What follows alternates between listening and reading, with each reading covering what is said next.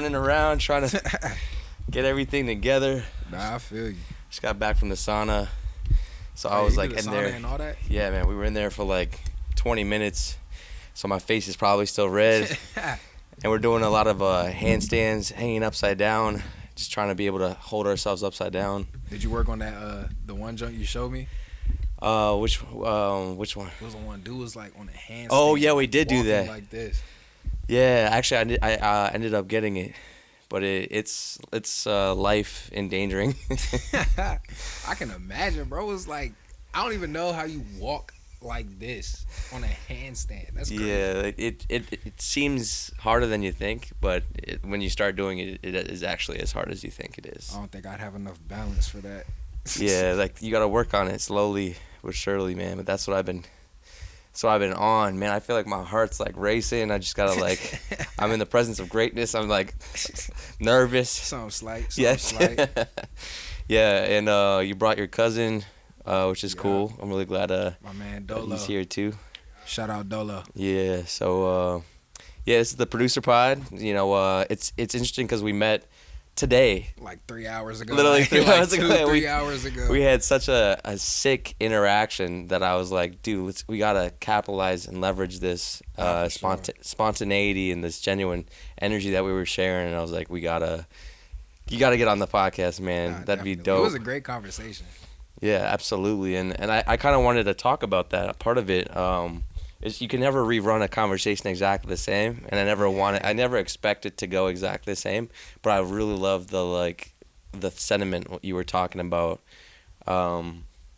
especially when you were talking about like new school versus old school mentalities. Yeah, because it's like I think we were talking about how the new school versus old school, how the music's changed so much and how it's evolved, and people want to say that hip hop is falling off. You know what I'm saying? But it's not that hip hop's falling off. It's just hip hop's taking a new route. You know what I'm saying? We were talking about how back in the day, the base of hip hop was what you were saying. You know what I'm saying? It was not only your cadence, flow, and delivery, but what you were talking about. You know, because back in the day, they were talking about some real struggles. You know, and today's music is more about how the sound makes you feel instead of how the words exactly make you feel. Because there's a lot of new age songs, and you can't say exactly what they're saying. You know what I'm saying? Yeah. Like you can guess, but a lot of times you don't hear what they're saying it's word mumble for rap. word. Yeah. But it's not necessarily a bad thing if that sound still invokes a certain emotion. You know what I'm saying? Because that's what music is all about, releasing that energy. I just realized I saw somewhere, this might be false. This is a little off subject, but I'm just gonna go off of my like spontaneity for now. But Go ahead. I saw something where it says like duck eggs, like exotic duck eggs have like a certain chemical in it that produces a natural version of tren, which allows you to grow even more muscle. Apparently. I believe it. Because aren't eggs supposed to be like great protein? Yeah, the leucine in there is like crazy good. I can imagine there's an animal out there somewhere that just gives extra protein eggs. That just like morphs your body in this genetic like freakish way, which it's out there, man. Apparently, I don't know if it was like a troll. It could have been just a like to see who tries it, to see who goes and gets some duck eggs. I think it was a duck egg farmer. He was just trying to increase the stock for duck eggs. But yeah, I mean, go to back what you were talking about, like with the vibe, man. I do think that the delivery has changed a lot, but the like and the message is kind of like skewed a little bit more. Like I think it's kind of like people don't know the gravity of what they're saying as much. And they just say it to like seem cool or like to try to be perceived in a way that they think that the social norm or like the way that they want to be perceived in society. Yeah, it's like putting off that false image, you know. Mm-hmm. Because in the music industry, it's about image, you know. It's a lot of it is about, a lot of success is about image. Like how do you look on screen? How do you react to a crowd when you're on stage, you know? But a part of that is your persona as an artist. Like who you are as an artist is different from the person you are on a day to day. You know what I'm saying? Yeah, that's true. Which is interesting. That's a concept that I think that there's a little bit of a disconnect to the real world where we are artists and we are, like that's a version of our personality. Yeah. Like and everything we do, we are artists. Like the way that we perceive things and try to find solutions from problems and stuff like that is like an artistic way of trying to create something. It's creating ideas in order to come up with solutions. So in a way, that type of creativity is just a matter of like digging in and trying to be innovative around your circumstances. And I think everyone is a artist in that sense. So I think that there's a divide in what we project artists to be like in society, because it needs to have this type of, it's a status in a sense, like rather than being just like more human, like it should be more of a globalized realization that we are all that way. We all have art, artistry in us, and we just need to be able to express it the way that comes naturally and genuinely from within. But a lot of people don't want to do that though. They don't want to express themselves genuinely. That's the part. That's where people's personas, I feel like, gets messed up at. They don't want to express the genuine, real side of themselves, who they really are. Because it don't matter who you are. All that matters is how you articulate that. You know what I'm saying? How do you tell somebody who you are in a song and make it interesting to hear still? You know what I'm saying? That's like the number one thing I try to do in the studio. Because like I told you earlier, I'm pretty boring. Like You think so? I'm not boring. When you first meet me, I could be a little boring. I'm boring in the sense that a lot of things don't get me very excited. I may get excited, but I don't show my expression a lot. You know what I'm saying? I'm very, very mellow and chill. Okay. But when you have a song and the beat isn't mellow and chill, it's like, all right, now I gotta reach deeper and find that more jumpy side of myself, the more hype side or the more aggressive side. But it's like, how do I do that without trying to make it seem like I'm just some tough street dude? You know what I'm saying? That's a good point. I think that part of it has a lot to do with you finding where your range of expression, your emotions are, because the more you master your emotions, the more you realize you have a way more of a dynamic range than you think. Nah, definitely. And like, especially, I don't know how old you are. How old are you? 21, 22 in December. Oh, okay. Dude, you're years and years ahead of where I was when I was 21, man. Because when I was 21, I'm just like this awkward college student who could barely just string sentences together to like seem normal. Like that was hard for me, especially in like a public setting. Like meeting someone for the first time was like really, because it can be pressure. Like I got a friend like that. His thing is always like, I don't want people to feel a certain way when I say this or that. Just be like, bro, don't worry about it. Just say it. Yeah. Well, part of it, I mean, I think that there is being conscious of what you're saying and how you're making people feel. That I think just comes with maturity or over time, and you're like, oh, actually, I should be considerate about how I'm coming across, because it could be construed this way. And like at the end of the day, we kind of, I think, just need to become more of an empathetic society and realize that like everyone is really going through the same thing that you're going through, and that if you could just kind of try to just listen to someone else's perspective instead of just thinking that like what you have to say is the only thing that matters, it leaves there a really nice space for a genuine appreciation for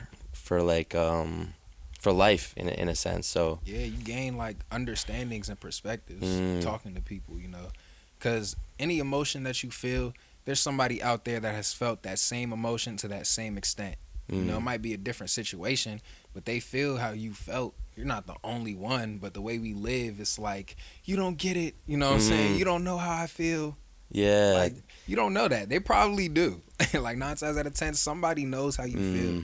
And a lot of times, like, we're trying to fix the problem instead of just like realizing that the problem is that they don't feel like they can express themselves, and that we're always trying to like subdue the moment instead of them just being like, no, this is how I feel. Like, I just want someone to acknowledge that I feel this way. And that's a lot of it, is just like needing to feel, like wanting to feel validated for how you feel in the moment. So I think that's something that I'm just coming to learn how to do, because it the first reaction is like, oh, get over it, or you can like, here's a solution. But a lot of the time it really is just a matter of like allowing the expression to come out. I think that like through producing, that's how I connect with artists more, is instead of really trying to tell them how to do it, I try to see how much they're willing to give me, and then try to channel the energy that they have already towards that, Right. in a way that can be somewhat in a productive way. Like, oh, I don't think this works the way that, like, oh, let's try it this way instead of the way that you were doing. Like, and then it slowly opens their mind. It's depending on if they're even in that headspace. So it's like every artist is different. Every I was about to person is say, different. everybody's different. Some people are open to suggestions. Some people are like, nah, I know what I'm doing, or I know what sound I'm going for.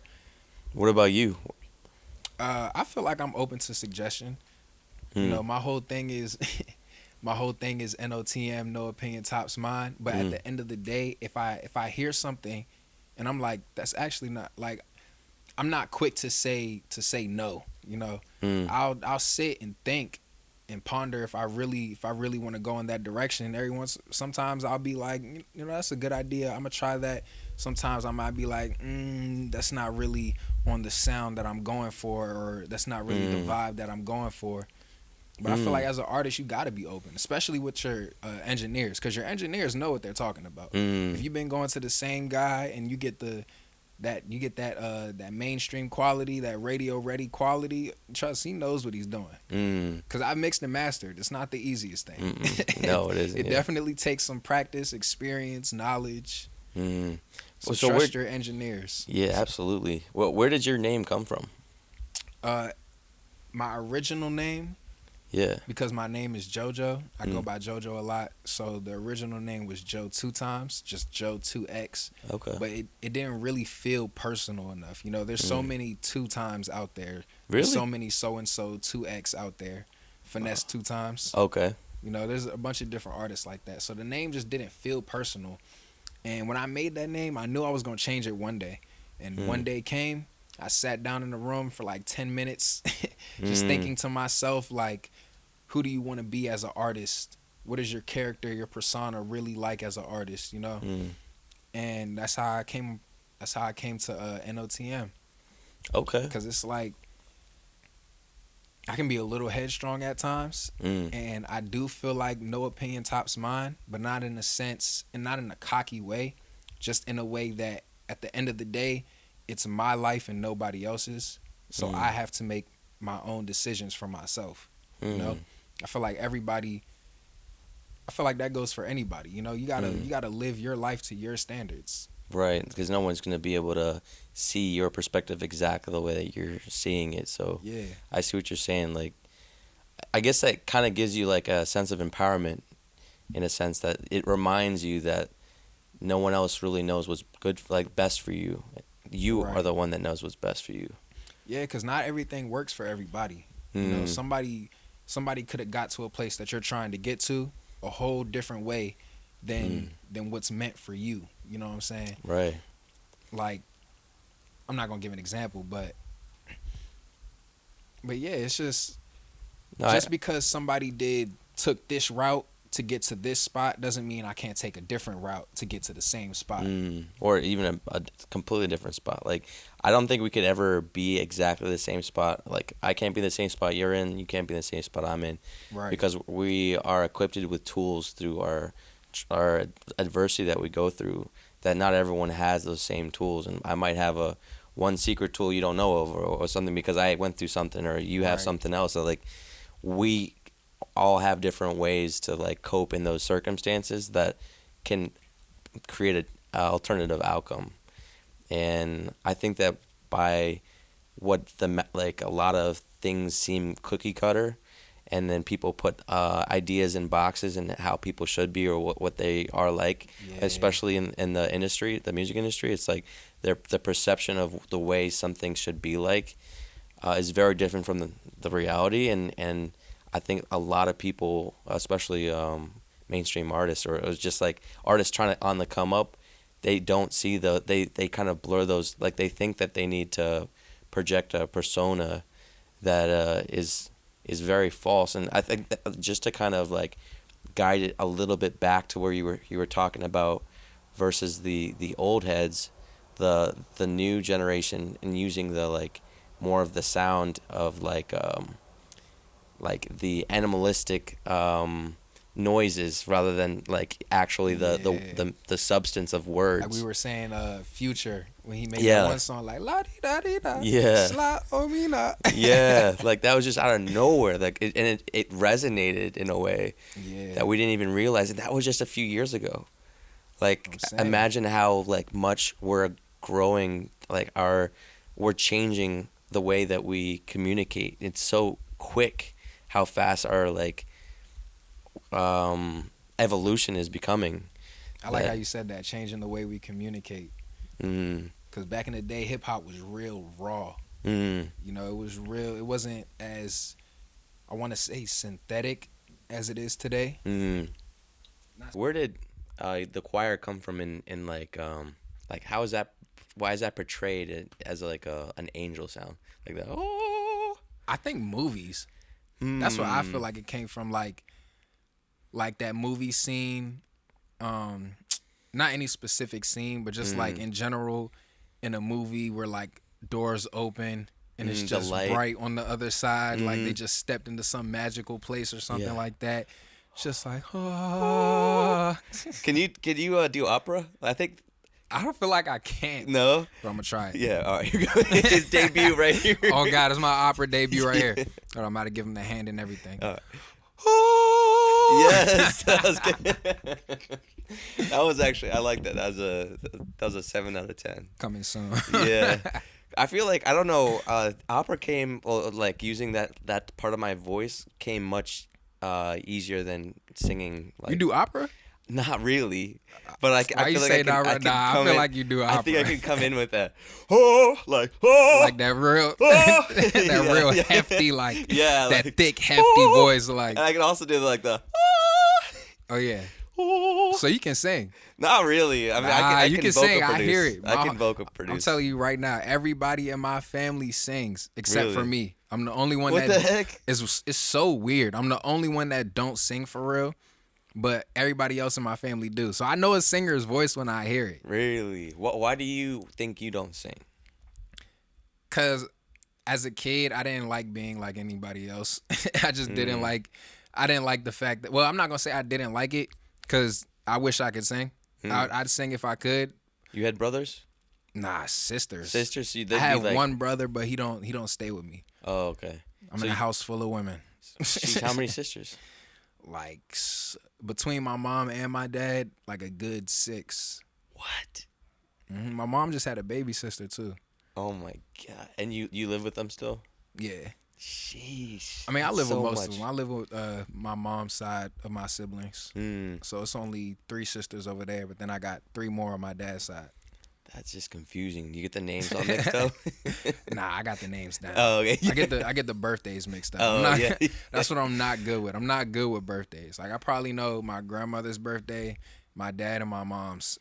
Yeah, I have like a reminder on my phone for those birthdays, just like a week ahead, so I can at least remember the day of. But it's been good because it makes me look so good. Like it makes me look thoughthtful. Because I'm like, it comes around. You shoot them that text like, hey. Yeah, like I'll like have some balloons or something just to like I remember I forgot my dad's birthday this one year. I didn't know if he turned 76 or 77. So what I did was I got him balloons, a 36. Oh no. What was it?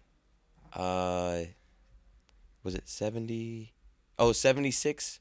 I didn't know if he was 76 or 77. No, that's what I just said, but I don't think it is that. But I think the mentality behind the balloons was, it was either I give him, because I was gonna say he's 36 for the second time, which means he's 72. So that's why I thought but so I got him like half the numbers. I don't know why. I don't like. If you add it up, if you add it up, we're in the range somewhere. Some extra math, just so that way I don't even know, but it made sense to me at the time, and I got him the balloons, and it ended up being the right balloons, but it was like 37. Oh, that's what it was. I got him 37, and so it was either he was 73, and if you do 37 times 2, 74. 74. Is it 30? 37 times 2? Yeah, that's 74. Yeah, 74. Exactly. That's what it was. It was 37. I'm all right with my math. You're pretty good, yeah. So that's what I ended up doing. And so I was like, you're either twice 37 or you're 74, or you're 73, and I have the balloons 36 and the 37. Yeah, so that sounds like something I would definitely do. Like, they didn't have your age at Party City, but yeah, I got half these, your age. I got these 2-3 balloons right here, depending on which one. You gotta be really old if they don't have your age. Like, they don't have your age at Party City. Your age does not apply to the majority of the masses. Party City go up to 30. After that, you're old. Yeah, they don't have a 4. They only have 1, 2, and 3. They go up to 39. They don't got 40. But yeah. Do you like cats? I like dogs more. I feel like you can't play with cats. So you can't say that in front of my kitty. You got to say like, no, I love cats. She I say this. I love you. Damn, she just dropped the L bomb on you, just like that. But, I do like cats though. Cats seem real chill. Mm-hmm. Dogs just seem so much more fun.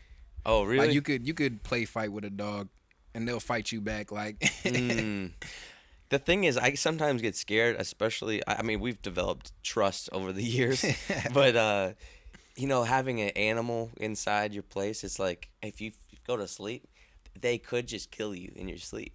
Hey, low-key could. Like, I get kind of scared. Just, like, you wake up, your cat's just standing over you. Like, I could just wait for that moment. like, with the mean face. Like, I was like, yeah, mean mugging you.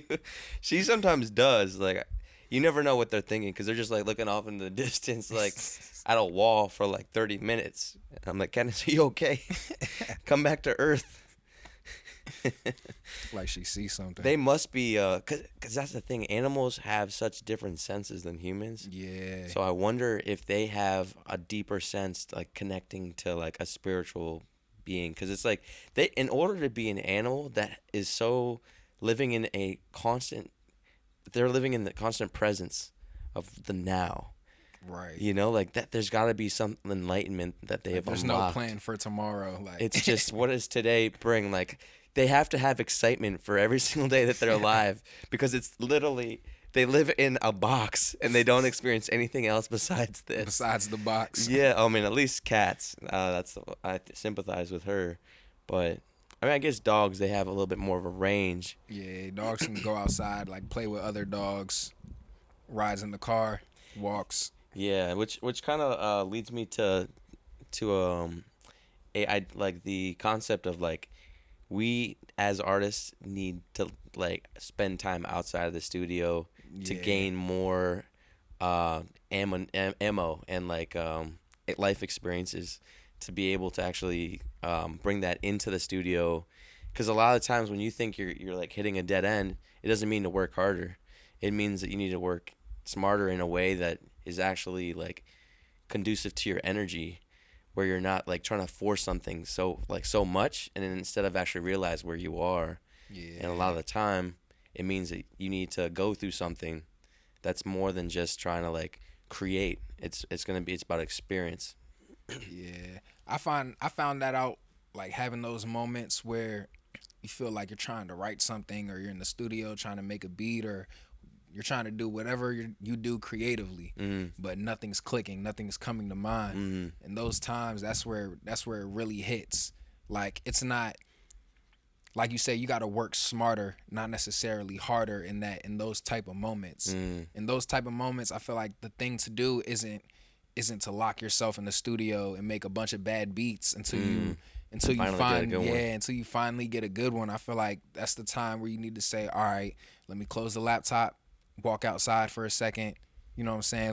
Let me go enjoy a sunny day. Mm-hmm. Like, I feel like people need to cherish the little things more, because if you allow the little things to make you feel deeper, you know what I'm saying, then I feel like it just makes life so much easier, because there's not a lot of excitement every single day. You got to let the little things bring you that excitement. Like for me, I like watching the sunrise. I like going outside. I don't even got to necessarily watch it rise. I just like being outside. You just push the laptop so it doesn't fall. Yeah, I like being outside while it's still pretty dark, and just watching the whole environment just slowly get brighter and brighter until it's sunny outside. And it all happens within like 30 minutes. Like, it pretty much happens in like 30, 40 minutes. Yeah, that you said, the fact that you said that reminded me of when I like rollerblading out in the complete pitch black with there's a trail near here called the Crescent Trail, and it's like this trail that goes through the woods, and it goes all the way to DC. So it's like an 8-mile trail. Oh, that's tough. And so I'll during the nighttime, it's just pitch black. And sometimes when the moon's out, you can kind of see the reflection of the light hitting the trees, and you can kind of find your way. But I actually don't even like using a light when I'm rollerblading out there, and I'll be going pretty fast. I'll pretty much have a life endangering moment probably like 3 times, like almost tripping up over a rock or something, or a twig, like a crack in the ground or something. Yeah, like that. There's definitely moments where you have to be like really on it, but that just enhances the being in the moment for me. Like just experiencing that complete just surrender to the journey, and just being like, okay, this is all I have. I can't think of anything else besides just being in this moment, because it's a little bit dangerous, but at the same time, it's just like, I just love surrendering. And I was about to say, it's something about the vibe. Yeah. And I'll like invite my friends to it too, and we'll just do like a 30-mile ride all the way from my place to DC and back. And it's usually the way back where you learn a lot about yourself, because you feel so many blisters on your feet. And now it's like you got to do it all over again. You just got to make it, because it's kind of uphill on the way back. So I like putting myself through something that like I have to overcome, either a sense of like pain, or I don't know if I just like seeing progress. Like putting yourself through a trial. In a way, yeah. Like I like enduring to see where I'm at, like effort wise, like how much. It's maybe it's effort, but I think it's just like I just experience the feeling of pain. It's so blunt, like pain. Yeah, I guess it. I mean, in a way, like I love I love martial arts. I love rock climbing. I love like working out and like all those things. You have to go through a lot of pain in order to find that like next level of that's like a feeling of accomplishment, or like leveling up just your body and your mentality itself also. I was about to say, it's like going to the gym. When you go to the gym, you're gonna get sore, but that soreness means you made progress. And I think that it's the same way for music too. Like I think you do need to make those really shitty beats like over and over again. Oh, definitely. Or like those bad lyrics, or like not realize that there's like a formula to how to write.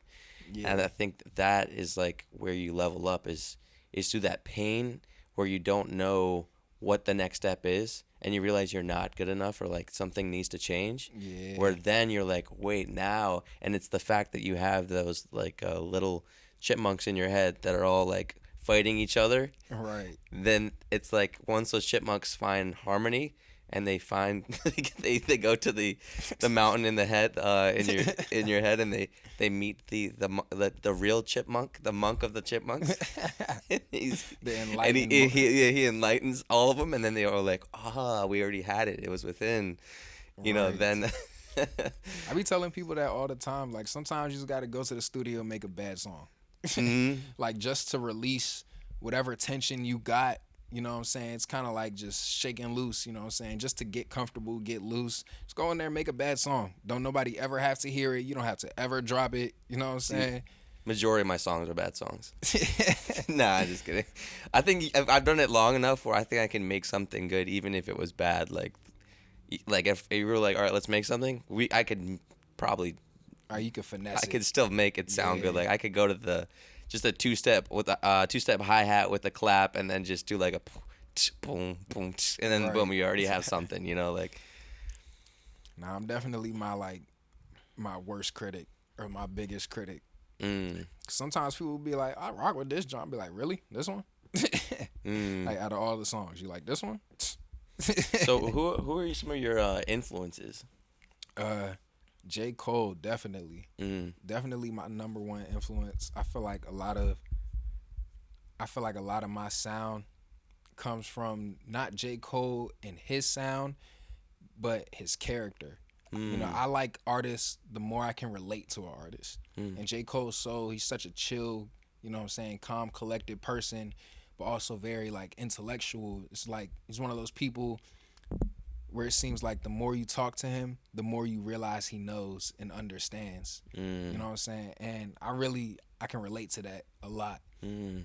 So J. Cole definitely is one of the influences for my sound and how I carry myself as an artist on tracks. I would definitely say Jermaine. He's probably the only one, really. Anybody else that I listen to, it's like their sound and what they do, how they move, isn't all the way me. Like I feel like J. Cole is the closest person to me. You know what I'm saying? So do you think like when you're doing something, you're like, what would J. Cole do in this moment? Nah, I try not to think like that. Yeah. Because I'm not J. Cole. You know, I'm No Tomorrow. I don't want to be J. Cole. I want to keep everything original to myself. Even though I definitely have those certain characteristics in my sound. People tell me I remind them of J. Cole a lot in my music. Even though I have that, that's all I need from J. Cole. I don't think like, oh, I'm gonna do this because J. Cole does it, or I'm gonna go for this because J. Cole's been doing this lately. Everything's got to stay true to No Tomorrow. That's what's up. Yeah, where did you learn that? Like, because I think that artists are constantly trying to find themselves, and the fact that you're just so like, no, I gotta embrace me. It's hard because we're all trying to relate to people, and a lot of the ways is emulating things that we're already seeing in the masses. So, like being able to stand out just based off of your own accord and confidence, and knowing that what you have, even though in a unique way, you're gonna find someone that's gonna find that relatable, which that takes a certain level of confidence not a lot of people have. Definitely. I mean, that just comes from me always self-reflecting. Like it's been a process. It's been an ongoing process since I was like young, like middle school. I've always been thinking like I'm not like this person, I'm not like that person, but that means that they're not like me. You know what I'm saying? Everybody's different in their own right. Even though we're all the same in the sense that we're all human, we all feel the same emotions, but we all carry ourselves differently. We all act different, you know, speak different, think different. Yeah. But ever since I was young, I've just always had that question, like, who am I really? That's deep. Not who do I want to be? Who am I in this present moment? Because a lot of people can just be like, oh, I'm brave. I'm broke. No, that's the main one. I'm definitely broke. Need a sponsor. Yeah, please. No, I really do. If anyone knows this. I was about to say. Yeah, come on. Like the channel's starting to blow up. Like, come Nike, on. We need Burberry. Hit me. Something. Yeah, like Co-Factory. Sprite. Yeah. You know, I got Lotto. Come get No Tomorrow. Or Manscaped or something. You know, like I promise I'll grow more hair as soon as you sponsor me. Nah, but anybody could just be like I'm brave because I feel brave. And then as soon as you get put into a situation where it's time to be brave, Now you like somebody else go be brave. Like anybody can say they're anything, but if you really think about your characteristics, I feel like it's just people don't acknowledge the way they act. They acknowledge what they meant by their actions. I saw a quote one day. It said people judge themselves based on their intentions, but judge others based on their actions. I love that. Yeah. And I've just been one of those people. Like, my intention is always to stay true to myself. I never want to try to like fake an image or try to be something I'm not. You know what I'm saying? And it just got to a point where I just got real comfortable in my own skin. You know, I don't got to be the flashiest or the toughest or this and that. You know what I'm saying? I just gotta, at the end of the day, all I gotta do is be me. And being me all I gotta do is be me to the fullest. Yeah, damn straight. There is something that you said that I want to challenge you on, that maybe you could give me some perspective on it, because I had the thought that when you're confidence does not come from you achieving something. Confidence comes from realizing you're confident. It's like a depth of self value and realization, rather than having to prove that you are confident. Right. That's the kind of like, that's been my relationship, where one, I've like set everything up so that way I can back it up, but at the same time, when doubt does creep in, you do need to just be like, I am the way I am. Like, I am confident. Like it isn't speak it into existence just verbally affirmations. It's not just that. No, you got to work towards it. It's yeah, but like just realizing and embracing confidence, rather than having to think that you need to go through hoops to become confident. Like, that's the same thing as like fear. You know, we think that we need to that fear limits us, and we think that we're like, oh, because fear exists, we can't do that. Rather than realizing fear is just a construct that we put in our mind. Yeah. And just by being like, I am not afraid, you can instantly not be afraid. Like, you can start to put your mindset in a different way, rather than being a victim of that mentality that we're in. No, yeah, I feel like it definitely takes practice, and I feel like confidence comes from just overall knowing yourself, you know. And I feel like the reason some people don't have that confidence or haven't gained it yet is because they either don't know themselves or refuse to acknowledge their true self, you know, because not everybody that does bad means to do wrong. Right. You know, some people just in the moment, it could be like in the moment they thought this was the best thing to do, or they were just being funny, or just trying to gain friends, or whatever it was. Yeah. You know, but at the end of the day, you have to realize that you are your flaws. You are your goods just as much as you are your bads. You know, it's like you got to look into yourself and know your flaws, and not be okay with that, but be aware of them, so that when it seeps out and you get into that moment, like if I'm the type of person, I know I can get irritated really fast. Some people don't realize that they're even getting irritated. They just get annoyed. Some people don't realize how fast they get irritated. But if you can start to realize it, that's the first step to being able to handle it. Right. So like, you just gotta be comfortable in your own skin, no matter what you do. And it's that term, what you do defines you. What you do does not define you. Nah, I definitely think it doesn't. It doesn't, because we all make mistakes. Yeah. You know, we've all done wrong. That doesn't mean we're all bad people.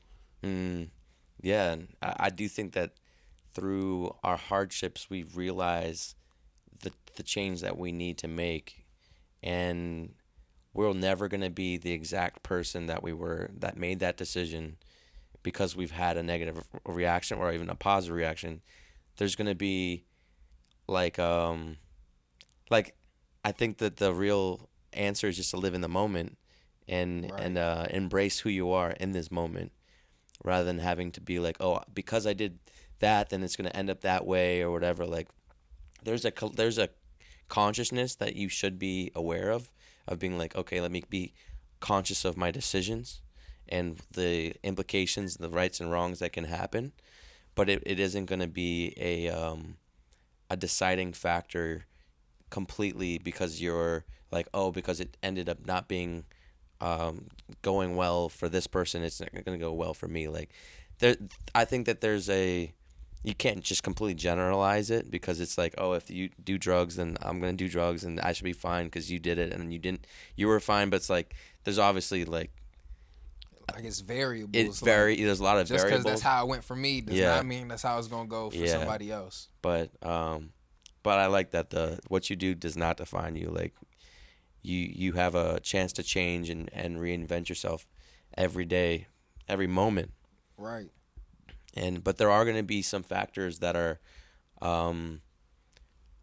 character traits that you're going to pick up, and then you're going to be like, does this help the person that I want to become and help the person that I am and I'm striving for? And I think that like we are just like constantly equipping ourselves with these tools, which is just amazing that like we're like that's how we adapt like so quickly. Right. Yeah. So like, what are you working on? Right now we putting in a little album work. You know, it's gonna be a while for that album drops, cause producing the whole album myself, all the beats, all the engineering, the recording, lyrics, all of that is gonna be strictly No Tomorrow. But before that drops, you know, we have December 16th. I have a song that's coming out. I wanted to give the people something that they could like party to, you know, Okay. get hyped to a little bit, jump up and down to if they wanted to, you know, but at the same time still like encouraging. Okay. What is it called? I'm Not Boring? It's called Better Not Stop. Okay.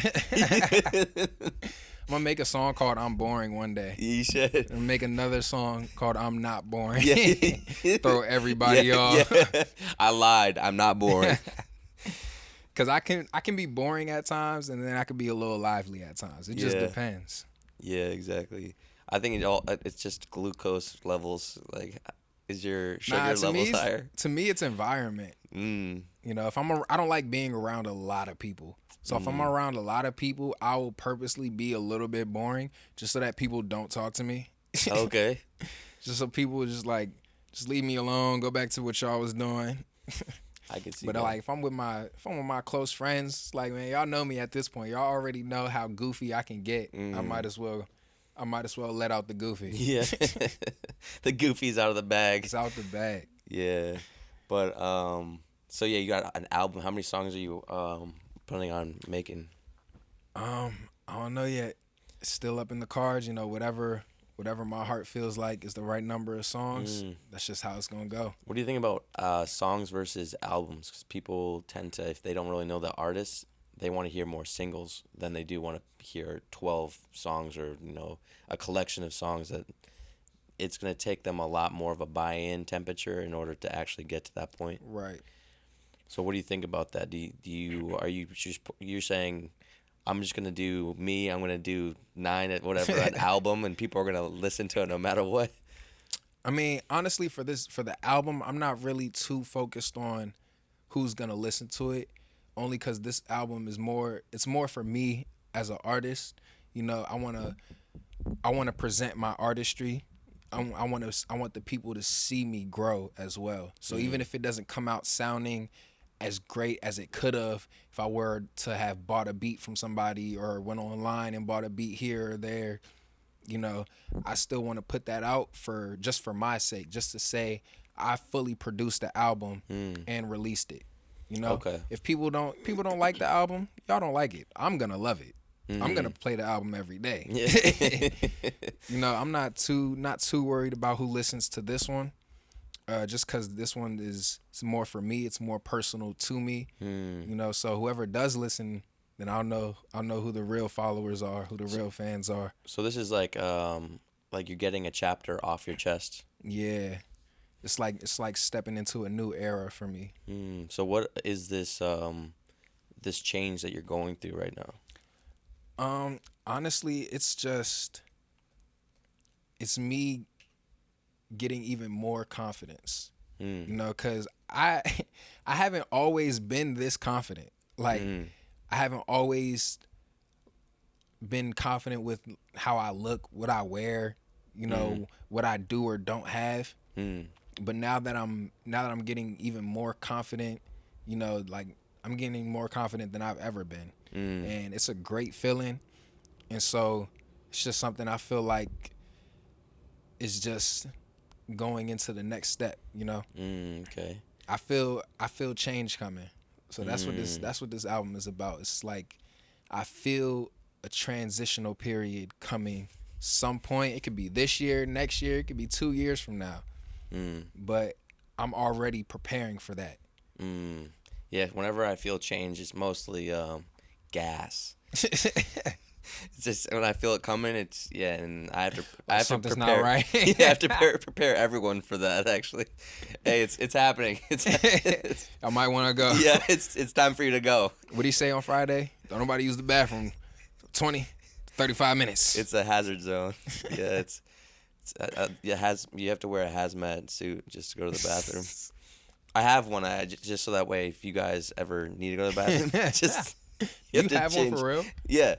Nah. I was about to say, I've never in my life seen a hazmat suit like in person. That should be a Halloween costume. It really should. That could be like someone who like has an inside scoop on the new COVID that's coming out, and they play a whole prank during Halloween, and they'll wear the hazmat suit. They could be the guys from Monsters Inc. Oh yeah. They have to like shower them down. What were the letters they yelled? 2314, 2319. Really? 2319? You know why they did that though? The 2319. What's that? Because you know how they did that every time they saw a white sock. W is the 23rd letter in the alphabet. S is the 19th letter in the alphabet. So 2319, white sock. Oh wow. Wow. That's clever. Do you be putting inside like bars and stuff like that, like you connect the dots to something? Like, do you, like, in your own raps, like, do you try to like make some sort of wordplay like that? I do stuff like that a little bit. I could definitely say I definitely throw in things that I know people aren't gonna really understand to the fullest off the first listen. Yeah. But it's just another one of those things, like, for who the people that do catch it, it's gonna click like, oh. Yeah, like one of my lines is, "I'm the ribosome of this time zone." See, that's something I was about to say, you're gonna have to explain that. That one went over. All right, so in biology, I learned. I actually paid attention that one day, and so it's like, the mitochondria that makes a cell. Yeah. So like one of them is a ribosome, which is one of the essential parts of DNA. So I'm like the DNA to this time zone. So I'm like the ribosome of this time zone. And it's like I'm the heart of my century. Yeah, something like that. So it's like something that would go over your head, but if you were to really think about it, you're like, oh, okay, right. There's some substance there. But yeah, actually, I want to hear some. So are you gonna bless us with a freestyle? Oh, we can definitely get that going. All right. We're doing the acapella. Yeah, I'd love to see what you got. All right. Let me see. You got serious. I was about to say, put the mic up a little bit. All right. Get the candles out. Love. Grind time, shine time, know how we get down. Shot clock, fourth quarter, we got hit now. Cop a pretty penny, your enemies getting friendly. You better be very ready, cause jealousy in the mix now. Some on my mind, you see me flicking the big now. Nah, I don't party, I'm planning how to get rich now. Hop into my mind space, let's have a sit down. You gotta stay down, and tomorrow ain't time to flip round, see. It's honor and my regrets. If I lay it on the beat, that's another one put to rest. Talent here, top notch, impossible to contest. Aiming for that top spot with God in them on a jet like, Heard they target the one who flex. Brody spraying anything, we ain't got a problem with pests. I be humble to the mic in my hand, talking my shit. God work with the wave of his hand, threw me a gift, I'm saying. How I'm someone you gonna be mad at, bugging off a petty little shit. Man, you can have that. I'm chilling in my zone, no telling me how I had that. Capping if he tell me I'm hatting, oh he a snapback. Getting close to me, be provoking me, bad step back. Doubting me is hundreds on the floor, where the best at? They don't even know blind faith is what I'm best at. And when they check back, I'ma just tell them they can cash out. Hey, sick, man. That's what's up. Next time you do that, people are gonna have to pay for it. Damn. One of these days. Yeah, that's sick, man. Speaking of, have you performed live? Yeah, I did a show out in Atlanta with UOU. That's a production team around my way in Woodbridge, Virginia. A great team full of a bunch of talented artists. But I went there one day, and it was actually my first time performing out in Woodbridge. So we went there, and they had a competition going, and the winner of the competition gets to go with the team on a tour. So my first time performing, I won the competition. Dope. And then a couple months later, we out in ATL. Wow. So you were networking over there? Pretty much, yeah. Like I said, it was my first time performing, so I was just trying to I had a couple songs, just trying to get the name out a little bit. That's dope. What was that like? Were you like, did you have stage fright, or was there a lot of people? Like, what was that like? It was definitely, looking back at the video, I definitely was looking back at a bunch of things I could have did different. Those first performances, you staring at the floor a little too much, or focusing on one section of the room a little too much. Yeah. Little things like that. But for the most part, when it comes to rap with the microphone, nah. But for the most part, I'm comfortable with what I do, so I'm very confident in my music. So I don't really get a lot of stage fright, stuff like that. Yeah, I think that once the lights are on and you have to just show people what you're about, that's the time to shine. Right. I love that. I was about to say, those are the moments I live for. Because it's no one really sees you until you're really out there like that. Yeah. And I think that's the difference, because you could be working on your craft and no one really knows the extent of your capability.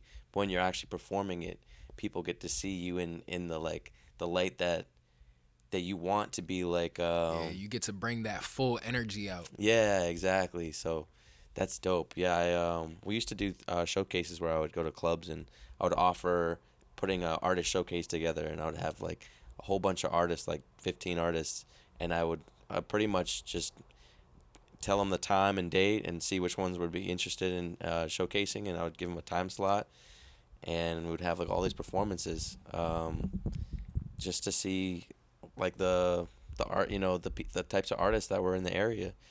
And so I learned a lot about being in on the spotlight, and even hosting. I remember so many awkward performances of me feeling uncomfortable just to tell people to come closer, because that's part of it. It's you have to guide them through the experience. Yeah. And if you don't tell them to put your hands up, make some noise, all this stuff that just is you would think they would do because they're just excited to be there. It's you're giving them permission to, as the person that's on the stage, they want to just copy what you're doing. And then if you put your hands up like this, now everyone else is doing that. If you just do certain motions, there's a gravity to your movement, and people will pick that up, and they get moved by it. So yeah, I was telling Dolo that not too long ago, because we had just seen LL Cool J and the Force Tour, Rock the Bells. But when I was there, I didn't have a lot of excitement on my face because I didn't know any of the songs. But because they're all older songs, so I didn't know any of them. But I consider myself a student of the game, so I'm watching and I'm learning through the whole experience, and I love the songs. They're great songs. I can see why the songs reach the way they reach. But one of the things I notice is that these top artists, they don't just go out on stage and start rapping because they know that you're gonna like it. They put on the show for you. They put on the experience. Right. Wait, hold up. Yeah, run that back. Let's, as an artist, you got to create the moment. Yeah, exactly. And like knowing creative ways to do that to just lively up the crowd. Like there's certain moves that work really well. Right. And I think performing is a whole nother aspect to that creativity where you're like flexing. You're like kind of putting on that's where you do put on a little bit of a character. Yeah. And it's like watching a movie at that point. You want to have like some dynamic ranges. You want to have those intimate moments with the crowd too, where you're like, hey, I just want to say like from the bottom of my heart, seeing every single one of you guys has changed my life, and like being here in this moment is like the best. Like I'm so blessed to be in this moment with you guys. Like Right. stuff like that. You say that in front of a show, they're gonna be like, they're like, damn, like I love it when artists show like that type of gratitude.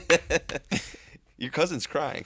that was beautiful. Yeah, but that's the thing is like if you can be genuine in front of all those people like that, they're gonna have so much more respect for your music. For sure. And then they're gonna remember that performance for the rest of their life too. They're gonna be like, oh man, like that's one of my favorite performances. That one of my favorite artists is this person because when I went to their show, they were so vulnerable. Simply for the fact that they were there in that moment with you. Mm-hmm. They were feeling the emotion with you. Mm-hmm. And it's like people use music to escape what they're going through, and if you can provide that like type of comfort, they're gonna look at you as someone that's like, wow, like no one else was able to be there for me the way that you were. Right. And that's just such a responsibility as an artist that we all have to think about whenever we are making our music.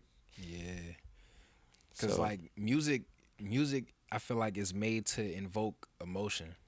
It's made to bring out something inside of you that you might not have even known was there.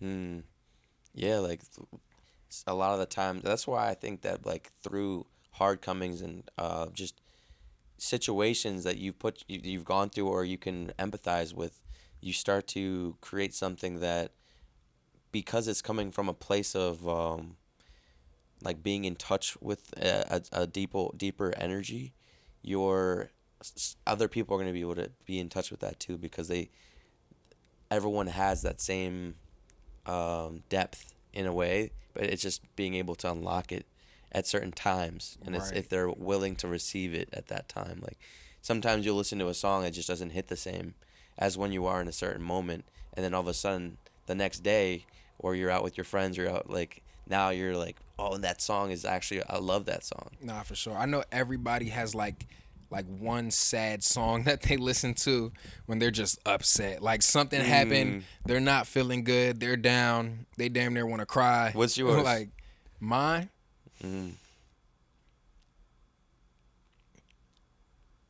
It's a Taylor Swift song? I'd say, nah, definitely not.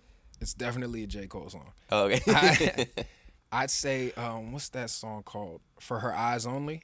Okay. For Your Eyes Only. Okay.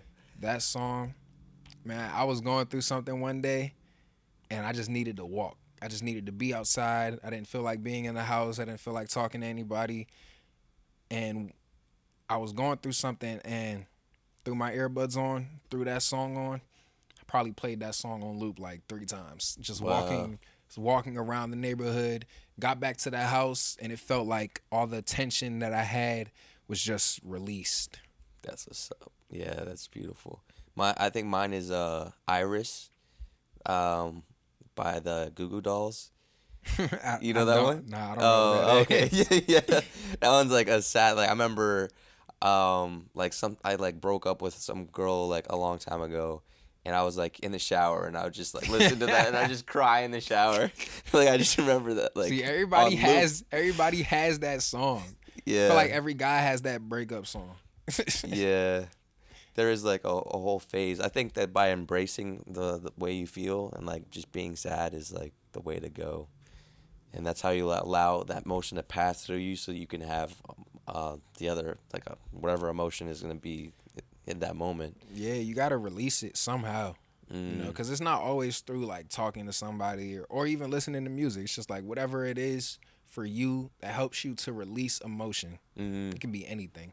Exactly. Or even ideas. Like you got to make room for emotion, ideas, and moments. And I think that like it's so hard because we're so cerebral. Cerebral. Cerebral. I don't even know if there's a B at the end. Cerebral. Yeah, Cut. Yeah. Just. You got it right somewhere in All right. there. Like, Yeah, cerebral. bro. Cerebral. But anyway, it's like that's what I get for trying to sound smart. Cerebral.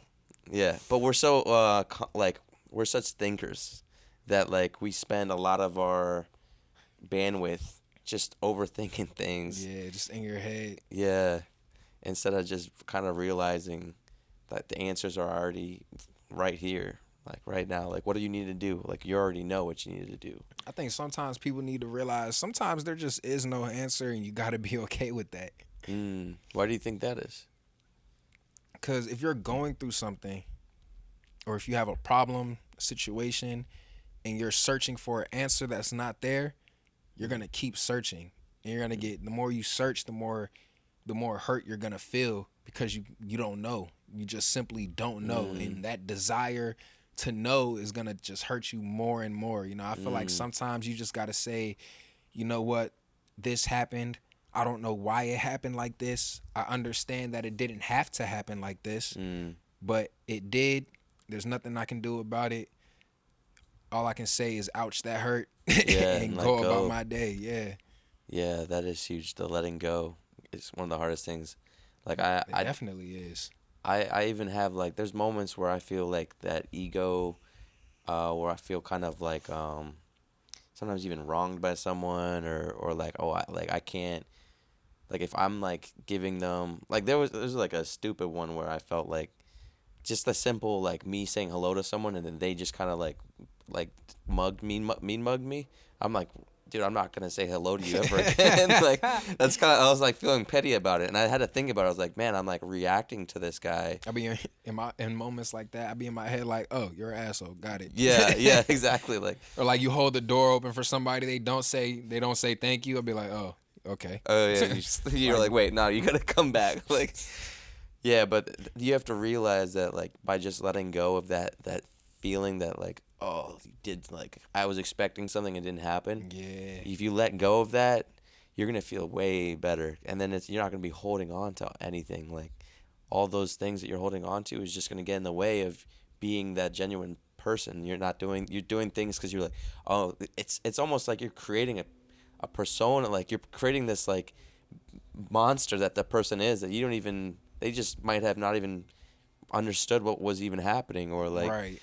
Like they were in their whole other world, like yeah, like you misinterpreted it, and now you're thinking, oh, like they hate me. Well, we don't like each other. Like you were talking about the ops, like how people create like moments of like, oh, like I hate this person because they looked at me. Stepped on my shoes. Yeah, like now it's like, oh, he's a shoe stepper. Like he like nah, that's my op because he stepped on my shoes that one day. Yeah, like, and he looked at yourself. me. He farted in my direction. He looked at me crazy. Yeah, like, but I don't know. I personally think that just like letting go of that type of resentment and hate just allows for, I think, just like acting through love, acting through just being genuine in the moment is like the better way to go than trying to like hold this perception of what you think people are like. Yeah. Cause that'll drive you crazy. Yeah, I mean, I've gotten really good at just letting things go. I'm a little bit careless, so that probably adds to it. But it's just like you can't always hold people to your expectations of them. You know, all you can do is be the most genuine version of yourself. And if they cross you or do you wrong, that's their loss. Yeah. You know, they just pushed away somebody that only saw positive for them or only wanted positive for them. Yeah. So I'd be like, man, I know what I meant, you know, and I know what I felt, and I know how I articulated it, and I know you shouldn't feel the way you feel about it. So if you do, at that point, that's on you. Yeah. Because not everybody likes honesty. That's true too, and not everyone can be honest. Yeah. That's another thing. Is like how do you find that where you don't want to hurt someone's feelings, but at the same time, you also want to be straightforward with them. I found that people actually respect it. Mm-hmm. You know, I found that a lot of times somebody will tell me something like I'm not gonna name no names, but I have a female friend of mine. Very close. You're like, I have a cousin who's sitting in this room. Nah, not even that. Yeah, nah, just kidding. I have a female friend of mine that I've known since we were like in elementary school. Mm-hmm. You know, we get to high school and she's had like boyfriend after boyfriend, and it just wasn't working out time after time. And she would talk to me about it, and I'll just be like, what you need to do is stop doing this and stop letting people yada yada yada, this and that. And in the moment there's always, yeah, but you know, it's always that but later on down the road she always comes back to me like, thank you for being honest, thank you for being blunt with me, I needed to hear that. She didn't like hearing it in the moment, but I realized that people will come to understand honesty. You know, if they, a lot of times people will go back and after a conversation they'll go back and think about it. You know, they'll think on it. So if you're being honest and genuine, people feel that in your character. And I just learned that people come to respect it more than anything. Yeah, I agree with that. And I think that part of my like instinct when I'm with people is to like give them my honest opinion. And I also realize that it isn't always my place to give them my honest opinion. Yeah. Like, because sometimes it doesn't, like, my opinion doesn't matter. Like, it doesn't always have to be. Some people don't even want the advice. Yeah, exactly. Like, that's why I felt like when I was at the Guitar Center, and I mean, when I was listening to you guys' music, you and this other rapper that was in the Guitar Center, I didn't want to, like, I wanted to tell you, hey, I think your vocals are competing with the delay is competing with the vocals. And I kind of was like, you know, I could just say it in this one track, but then I just was like, you know what, like, let's just, he wants to show another one. Like, there's a delicate vulnerability where it's like, you don't really, like, I don't know if you're ready to receive criticism at that moment. Yeah, because it's like, that's somebody's artwork. They're like, hey, I want to show you this. They worked for that, and now they want to show you. And it's like, to them, it's like the first thing you're going to say is something negative. Yeah. Like, but to me, I accept all criticism. Because what somebody else hears, it's not like it's just not there. It's not like they heard that for no reason. You know what I'm saying? What they're saying, it's not like they're just making something up. You know, so at some point you got to take accountability and be like, you know what? I could turn the delay down some. I think the delay is taking attention away from the vocals, you know? At some point you got to be real with yourself and say, like, nah, I see what you're saying. Even if most of the time, even if I don't agree with somebody, I still see what you're saying. Right. You know, even if I let's say I liked my delay like that. I liked my delay louder than others. That's my style, whatever. If you made the comment that, hey, I think your delay is competing or is taking attention away from the main vocals a little bit, it's not like, you can't just be like, oh, no, it's not, because that's how I like it. Yeah. Like, I like it when it's distracting.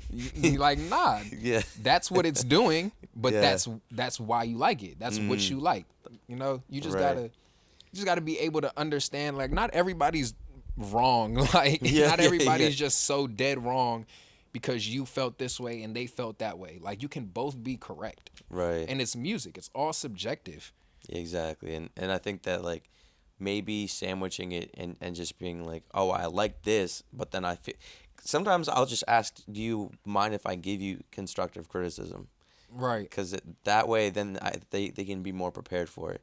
Because rather than just, because I think as the fact we're doing something in a similar field means that we have a respect for the art, and so we would want to be, you know, like, I would appreciate someone just be like, hey, I'm going to give you this feedback. Like, I love genuine feedback from someone. Like, nah, most definitely. Most people aren't willing to actually give you feedback. Like, they're just like, oh, it sounds good, I like it, or yeah, that could work, or it's not my type of music, but I could hear it working well. It's like, all that doesn't help anything. Like, I just want you to tell me, like, Did it sound weird? Like, did this moment sound weird? That's Think anything could be changed. Yeah. Anything could make it better. Yeah, and majority of the time the answer is no, and I'm like, I'm not that good. Like, I can't be so good that there's no changes. Like, Right. It's not perfect. Yeah. I know damn well it's not perfect. Yeah. I just farted into a microphone. You're telling me that's the one. Yeah, exactly. Did you even listen to it? I didn't even turn it on. Right. Yeah, Like, man. that's how you'll know. Like, that's how you'll know I'm really. That's how you know I really give criticism. Because if you ask me, hey, what do you think about this? I'm the type of person to be like, play it back one more time. Mm-hmm. You know what I'm saying? Like, I wasn't really listening while it was playing. Play it back one more time Yeah. so I can really absorb it and give you some actual feedback, some real feedback. Right. Yeah, I wonder how like people get into certain roles like that, because that's kind of what the A&R does. Is that they give feedback to artists, and then they find the artists that they do like, and then they pitch them to labels. And so like I think that the process through going to labels has become very different in the modern times than it was back in the day, where labels were so heavily coveted, and now it's less about the labels and more of like, what's your campaign like for your album, with like the next single, like how are you going to portray a artistic image to captivate people visually as well as sonically. Right. And it's like, what are you doing to do that? Like, are you like? Well, what I try to do is, I feel like a lot of it just comes naturally. You know, I consider myself a people person. I like talking to people. I like hearing about people's experiences, getting different people's perspectives, because I feel like I'm very understanding of where people are coming from, no matter what they're talking about. I can feel where you're coming from.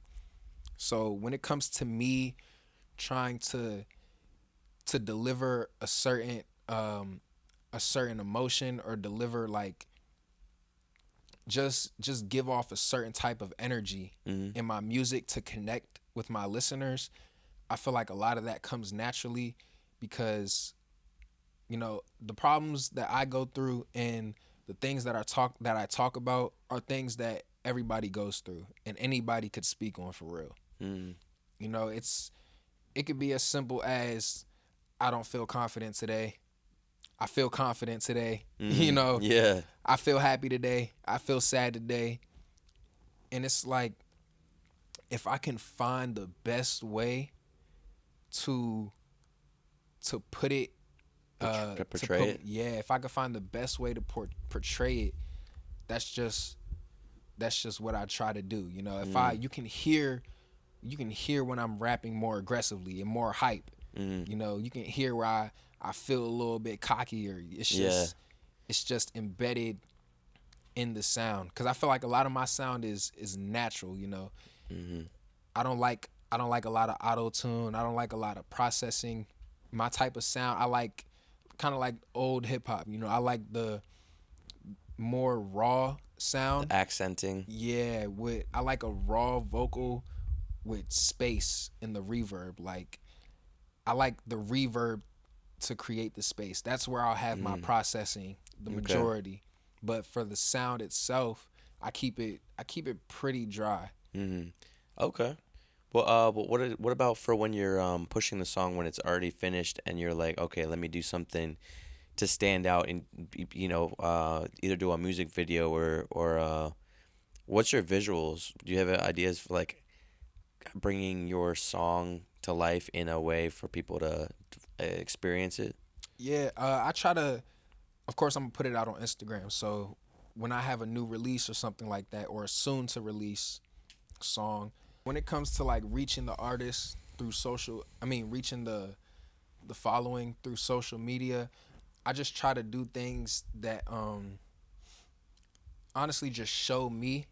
So like, I'm a people person, so I'll go out to Walmart every once in a while, and I'll do like a little public performance of the song. Oh, in the produce aisle? Yeah, like I'll just do a little acapella, have somebody take a video, and then, you know, just clip it together and put it out there just to get people's reactions, you know, because sometimes people would just be like, oh yeah, that's a good song, I like it, yada yada yada, and that's cool too. But every once in a while, you'll get that person that's like, I really like that. When did you start doing music? Yada yada yada. They'll ask questions, and that gives you an opportunity to connect not only with that person through, through just your character as an artist, but also whoever's watching that video. Now they know what you're about. More of the story. Yes, I'll do like public reactions. I'll try to do videos of me like in the studio. So like I make beats too. So I have a video on my Instagram. Just all I was doing was just scrolling through beats. It's a little trend I've been doing recently for myself. It's just recently at the studio. I just title it recently at the studio. Whatever song I did that day or beat I made that day, I just put it out there in the moment. So that way people see me, in the studio. They see me working. I feel like people react different when they see you actually doing something. That's true. Like when I went down to ATL and did the performance there, and we hit that ATL stage and that big crowd with all the lights, it looks like a big production. Yeah. And so I noticed people paid more attention to it. They liked that video a little more than they did the picture of me just hanging out the car. Like, yeah. So exactly. when people see your progress, I feel like it draws them in even more. I agree with that. That's kind of why I'm getting into DJing, because it's going to be more of the perception of like he DJs, which means he makes music, because that's what people think. DJs are like producers, but in this case, I will be, and I'll be playing a lot of my own music, and it'll be like instant reaction. I get to like film the reaction of people. It's my new song, everyone's dancing to it, and I think there's like a cool element to that. So performing is like a way to definitely promote what you got going on too. Definitely performances. I try to make sure I put the performances out there. How many people were in the crowd? At ATL, I honestly couldn't count. It's probably had to be like 100 plus. Dang, that's okay. The room was pretty sizable. I'm not gonna lie. The room was pretty sizable, but it had to be at least like 100 people in there. Did you like sell merch and stuff like that when you were there? Nah, I don't have any merch right now. I need to get the No Tomorrow merch going. That would be sick. I think people would definitely buy the No Tomorrow merch. I have a logo, but I don't have a full idea of it. I have a concept. I'll say the concept for my future clothing brand is dirty clean. So imagine your favorite car in a matte dark green paint with like bronze wheels.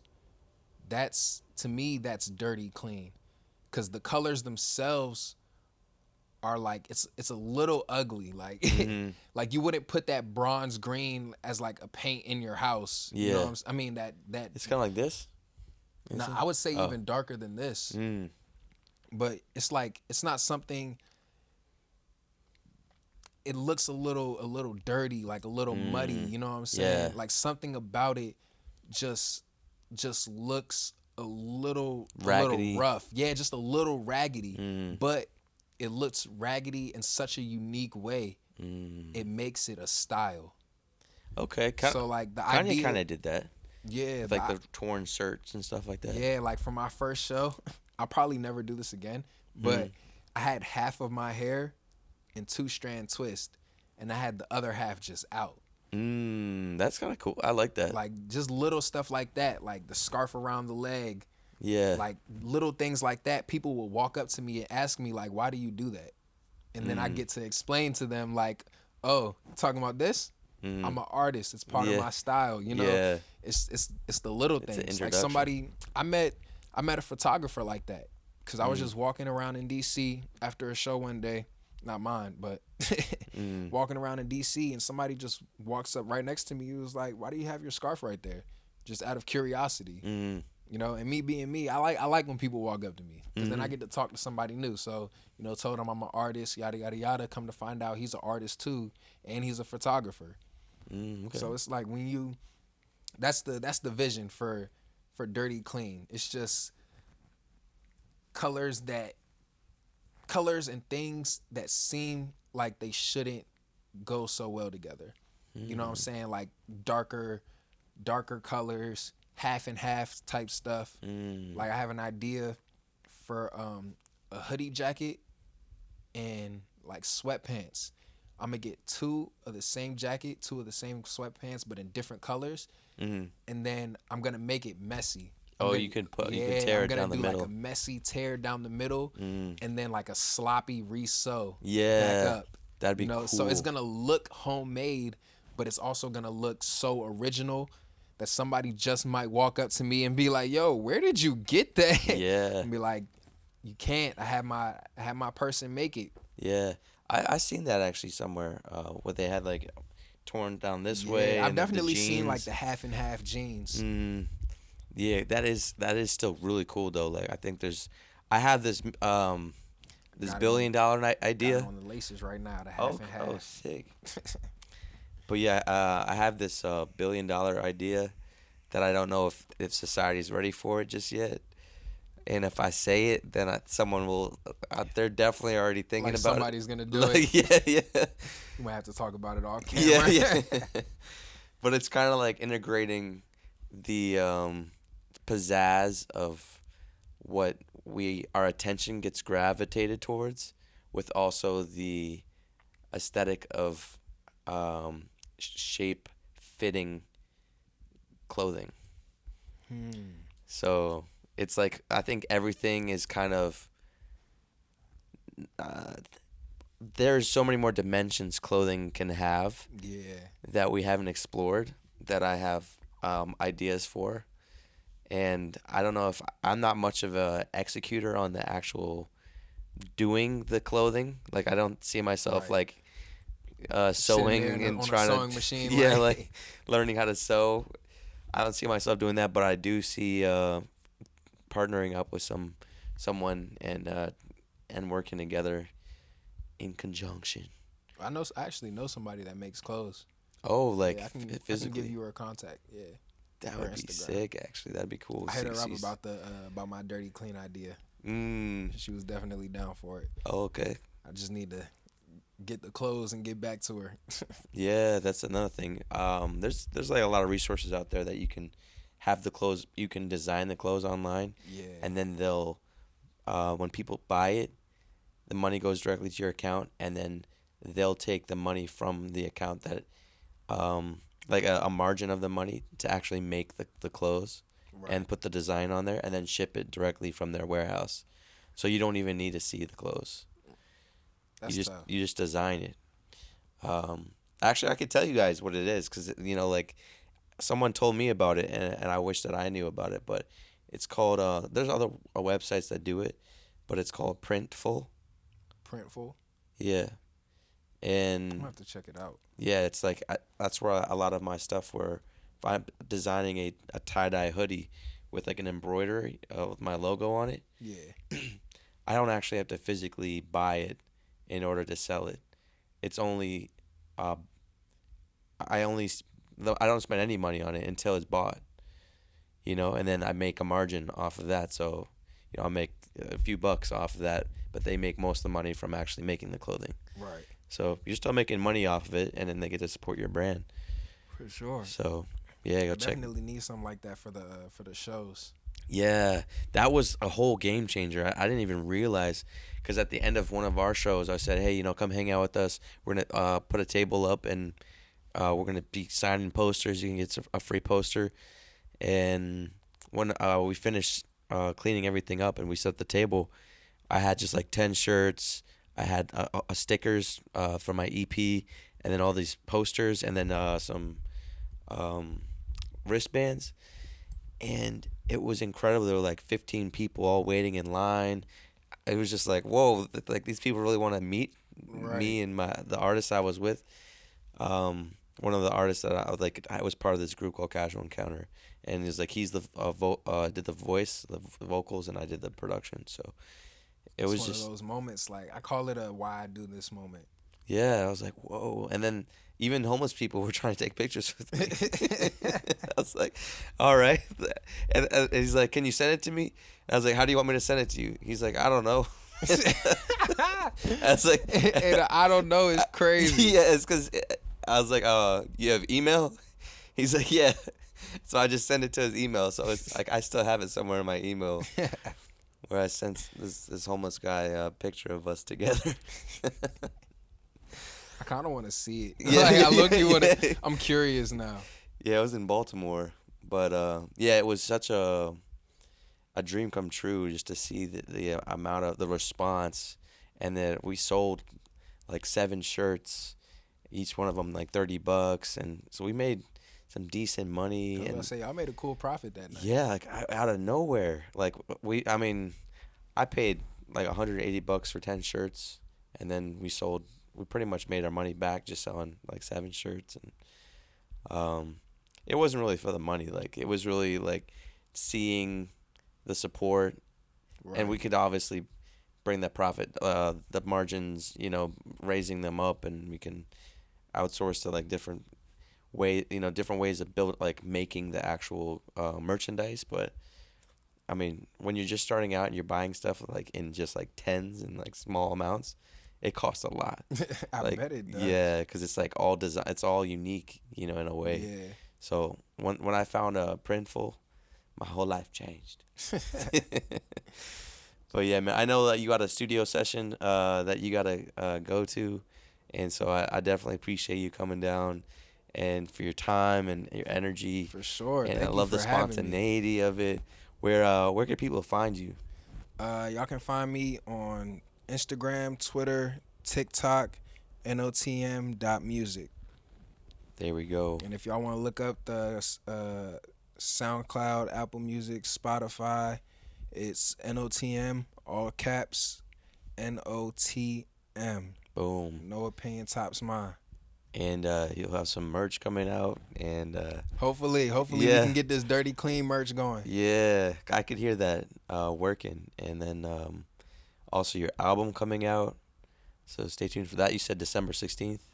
Nah, I'm gonna drop a single on December 16th. December 16th is actually my birthday. Oh, okay. Big Sag. Okay, nice. But I got a song that's gonna drop December 16th. It's called Better Not Stop. I've been performing this song at shows recently, and people have been loving it. So I think it's about time to get it out. Sick, man. Is there any way we can hear anything like that to close this out? I got you. I could play a little song. All right, that'd be sick. Cause Swag the Goat was on the last podcast, and he played something. People really liked it, and now I'm just gonna have like a portion where people just play their music. All right, here we go. Wait, is this camera working? That's the most important one. Yeah. It's got the red on there. Mm-hmm. All right, sweet. All right, this is a song I made over one of my beats.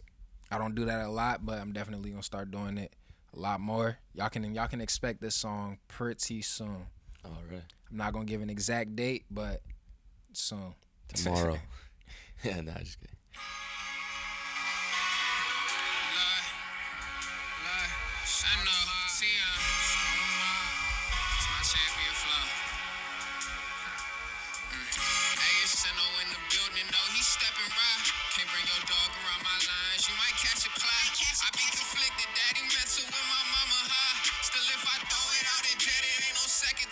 That's cause I counted all them chances. Let them step, they did they dances. I just throw it on the beat, leave no HP, I'm dealing damage. Shot my shot out of a cannon, they think miss it till I nail it. Brody told me better get up there and show them who the man is, so I did. They ain't hit me, now I'm here. Front and center, be prepared. Got me fed up with this shit, still ain't give a single care. I don't buck, I'm on your head, I ain't dead. Get up in around the music, he was dead, he no fair. Okay, ain't been about the slows and fix that problem with a Rube. I solve the puzzle with some moving and be vibing while I do it. I ain't lying when I do this. He ain't straight, it's still go stupid. I just show him I can prove it. Catch a clue, case you was clueless. That's all I can give y'all for right now. That's all we're cleared for right now. That was one of them lines we was talking about earlier. Like, people might not get it until they get it. I said the HP? Nah, not even that. That was a Pokemon reference? Nah. What did I say?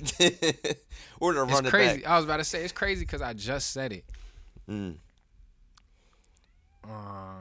not But what was that one about? this song was just I called it Champion Flow. This song is it's one of those talk my shit songs. You know, I just wanted to show a little lyricism. You know, I just wanted to have a little fun in the studio one day. Yeah, I heard that there was a cool call and response to it. There, like, it would start kind of with a certain tone, and then you had a response, which was like a lot more energetic. Yeah. Which was just the tone of it was so interesting to me, which really stands out. Like, I think that was really unique. I appreciate it for sure. I like for that, sure. and then also like the goblin kind of effect that you had, like Like pitching all of the like having 4 different vocals or 3 different vocals all in different semitones. Right. That was really cool. It kind of reminded me of like Tyler, the Creator. Yeah. Like he would do something crazy. I definitely like I like to layer my main vocals. Like I'll layer like let's say a couple words at the end of a line, but I like to I'll do a high cut, you know, to give that layer just a slightly different tone. Yeah, that's sick, man. But yeah, I appreciate you sharing that with us. For sure. And yeah, man, I'm gonna let you get going because you got quite the ride to the studio. Got a 2-hour ride to the studio. Yeah, and then a 24-hour session because we work. Sheesh. he's gonna do the whole album tonight. I wish. How many songs? You got like your songs in mind for that? For right now, I'm still working on the beats. Okay, sick. So so you go to the studio to work on the beats, or do you work on at home? I'll usually make the beats at home and just go to the studio to record. Okay, so you know, today it's gonna be a lot of writing. Sick. So you're gonna freestyle a lot of it, or? I think for the album at least, I think I'm gonna write most of it. Cause I don't like to when I freestyle, I find myself talking about nothing. You know, I like to stay on topic, and when I'm writing, it just makes it a lot easier for me to remember what I'm talking about. Gotcha. Cool, man. I feel like we could talk forever, man. There's so much we could talk about. So definitely appreciate you, man, and yeah, thanks for coming on the show, man. All right, thanks for having me. Yeah, absolutely. Candace did not like that. Nah, she didn't like that at all. Signing off. Go check us out on Patreon. This was the GOAT podcast. I think I gotta have some sort of tagline for my podcast because there's like the really good podcast. There's like the greatest podcast. Like I gotta have like some sort of like little stamp or the GOAT podcast or something like that. But yeah, the producer cast. The producer cast podcast. Well, it's already the producer pod, so I'm trying to think of like what could be the producer pod. I like the producer pod. Sick. A lot better than producer cast. Yeah, anyway, all right. Thank you guys. Peace.